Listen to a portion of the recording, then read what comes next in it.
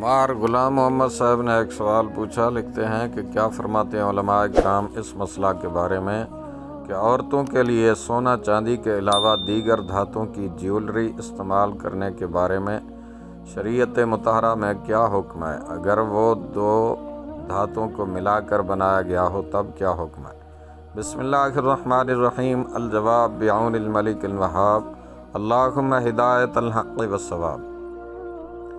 ہمارے دور کے جید ترین علماء کرام نے بوجہ عموم بلوہ و حرج عورتوں کے لیے سونا چاندی کے علاوہ دیگر دھاتوں سے بنی ہوئی آرٹیفیشل جیولری کے جواز کا فتویٰ دیا ہے۔ لہٰذا عورتیں لوہا، پیتل یا دیگر دھاتوں کا بنا ہوا زیور پہن سکتی ہیں، اگرچہ وہ دو دھاتوں کو ملا کر بنایا گیا ہو۔